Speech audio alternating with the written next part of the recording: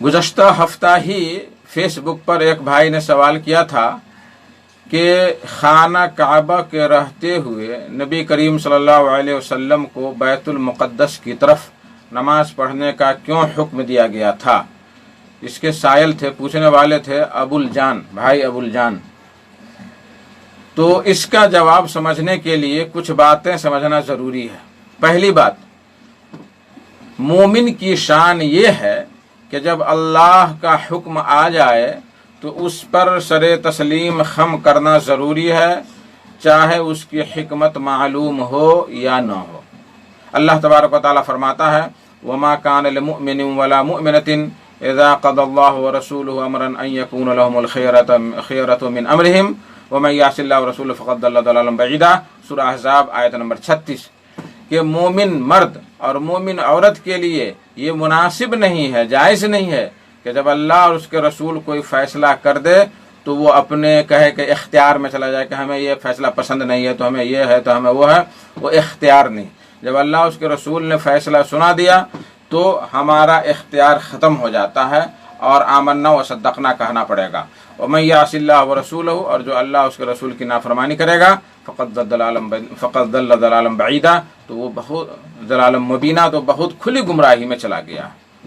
तो पहली बात तो ये हुई कि हमें हिकमत तलाश करने की ज़रूरत नहीं है। अगर समझ में बात आई तो अल्हम्दुलिल्लाह, न समझ में आई तो आमन्ना व सद्दक़ना। दूसरी बात, बैतुल्लाहिल हराम यानी खाना काबा हज़रत आदम से लेकर हज़रत इब्राहीम और इस्माइल अलैहिमुस्सलाम तक का क़िबला रहा और दर हकीकत मुसलमानों का क़िबला भी यही था। फिर जब हज़रत सुलेमान अलैहिस्सलातु वस्सलाम के हाथों बैतुल मुक़द्दस की तामीर नौ हुई तो अल्लाह की हिकमत व मशीयत की बिना पर साबका अंबिया किराम अलैहिस्सलाम का क़िबला बैतुल मुक़द्दस करार पाया।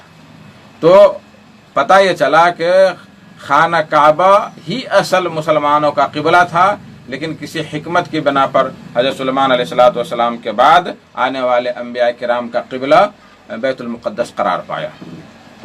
तीसरी बात, शुरू इस्लाम में मक्का में 13 साल और हिजरत के बाद 16 या 17 महीना अल्लाह तबारक व तआला ने नबी करीम सल्लल्लाहु अलैहि वसल्लम और मुसलमानों के लिए बैतुल मुक़द्दस को ही क़िबला मुक़र्रर किया।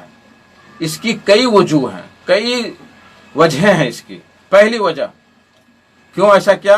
ताकि अवामुन नास और खुसूसन यहूद यह जान लें कि मोहम्मद सल्लल्लाहु अलैहि वसल्लम भी साबका अंबिया की तरह एक नबी हैं और नबूवत और रसालत एक ही जगह से मिलती है, अल्लाह तबारक व तआला की तरफ से, और उसकी गायत और उसका हदफ क्या है, वो एक ही है।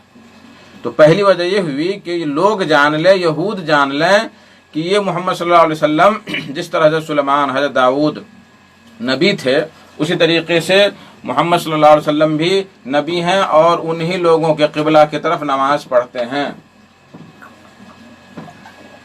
ये बात जान लें, पहली बात ये हुई। दूसरी बात, जब तक नबी करीम सल्लल्लाहु अलैहि वसल्लम मक्का में रहे तो आप रुकने यमानी और हजर अस्वद के दरमियान खड़े होकर उत्तर की तरफ रुख करके नमाज पढ़ा करते थे ताकि खाना काबा और बैतुल मुक़द्दस दोनों ही सामने रहे। लेकिन हिजरत के बाद ये मुमकिन ना रहा, इसलिए कि खाना काबा मदीना से दक्षिण में है और बैतुल मुक़द्दस उत्तर में है। तो मदीना हिजरत के बाद 16 या 17 माह बैतुल मुक़द्दस की तरफ रुख करके नमाज पढ़े ताकि पढ़ने का हुक्म आया ताकि यहूदियों की तालीफ क़ल्ब हो जाए, ताकि यहूदियों के लिए नरमी हो जाए और मानूस हो जाए यहूदी कि नहीं, ये लोग जो है हमारे ही क़िबला की तरफ नमाज पढ़ते हैं और लोग इस्लाम से मानूस हो जाएं।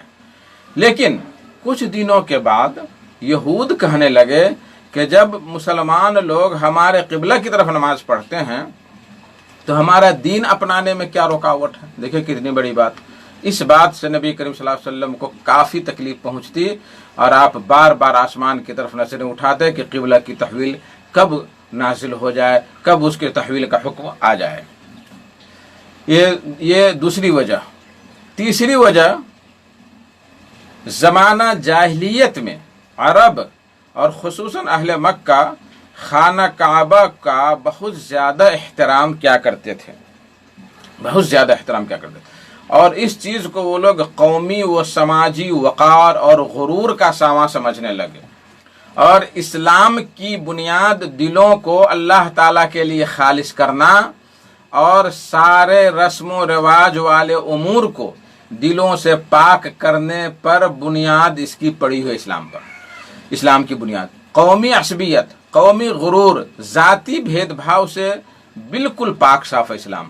تو اگر دیکھیے غور سے سنیے، تو اگر شروع سے ہی خانہ کعبہ کی طرف رخ کرنے کا حکم ہوتا تو ممکن ہے لوگ بولتے کہ اپنی قوم و قبیلہ کا خیال رکھ کر محمد صلی اللہ علیہ وسلم نے خانہ کعبہ کو ہی قبلہ مقرر کیا ہے۔ اللہ حکیم و علیم کی حکمت اس بات کی متقاضی ہوئی کہ کچھ دنوں کے لیے بیت المقدس کی طرف رخ کرنے کا حکم دیا جائے تاکہ مسلمانوں کا دل قومی عصبیت سے بالکل پاک صاف ہو جائے اور ان کے دلوں میں اتباع رسول کا جذبہ کوٹ کوٹ کر بھر جائے اور تمام جاہلی امور سے پاک صاف ہو کر خالص اللہ کے لیے اپنے دلوں کو جوڑ لے۔ جب ایسا ہو گیا تب اللہ تبارک و تعالیٰ نے خانہ کعبہ کی طرف رخ کرنے کا حکم صادر فرمایا۔ یہ ساری توضیحات بیان کی گئی ہیں، لیکن حقیقت حال صرف اللہ تبارک و تعالیٰ کو معلوم ہے۔ اللہ عالم بالصواب۔